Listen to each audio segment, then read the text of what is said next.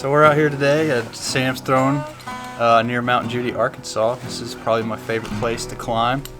I've been coming out here since 2014, so going on 6 years now. And, when I discovered this place, it changed my life almost instantly. Just the vastness of the landscape and the solitude and just how peaceful and beautiful it is out here.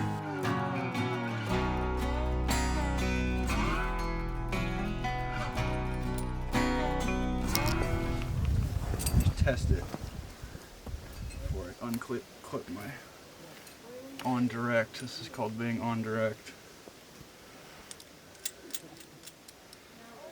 And then I'm going off direct. All my life's on this hand right now. And just keep your legs out underneath you and walk down. Come back up and get you.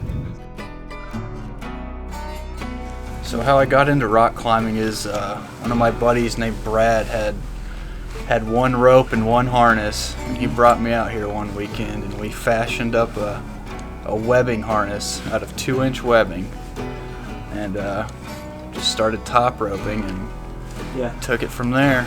Decided to find the community on my own and buy my own equipment, teach myself how to do it, and I've been going every weekend since. Cool. Albino Rhino was the first one you did? Yep, right here. It's cracked.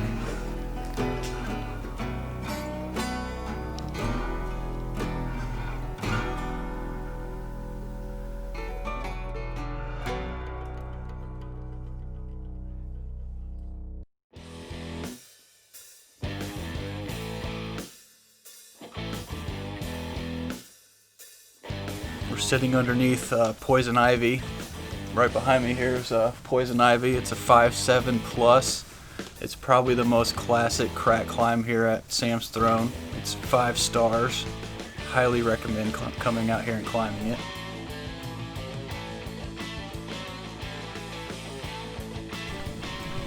Arkansas rock climbing is unique to the planet, really. It has a special type of sandstone. Most sandstone you see out west, like in Utah, real crumbly and more jagged. Out here in Arkansas, this is the Boston Mountain Range, which has been here for way longer. And all the sandstone is like really smooth and sculpted, big jug holds.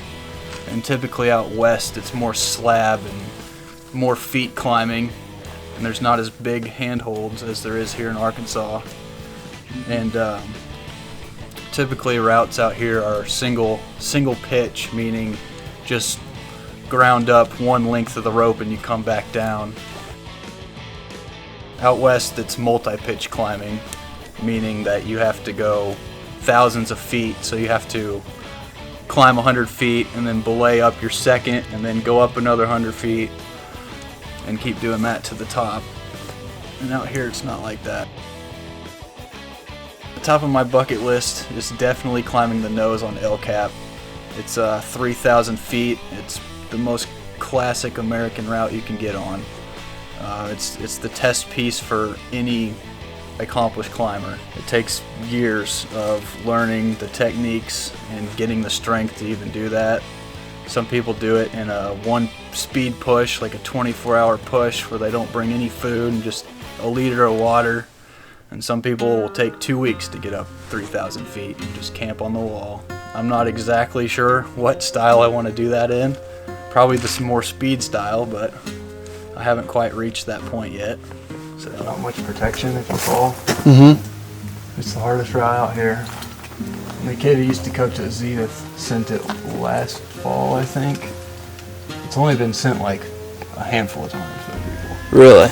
Yeah, without falling. I've never even tried. It's super, super hard. And it's a gear line, so you have to place your own protection. It's called Dreadlock Rasta.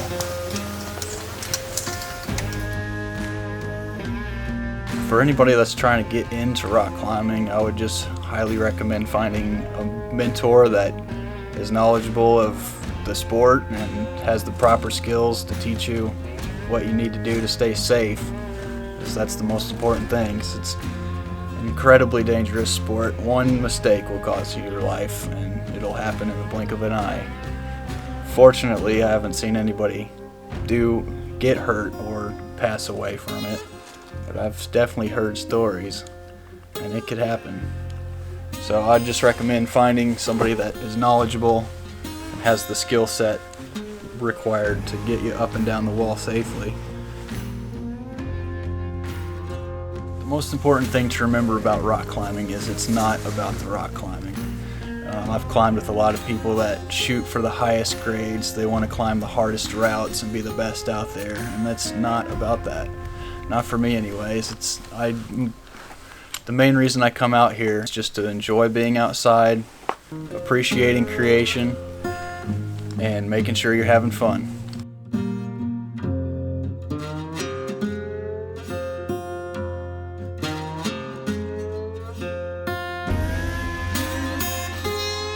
I'm really lucky I didn't get hurt. But this is how we did it. We'd walk to the top and set up top ropes. I didn't even know what lead climbing was for like the first year. Huh. And then he moved to Colorado, and I bought all the stuff and got involved with the actual community. And learned, figured out what I was doing wrong.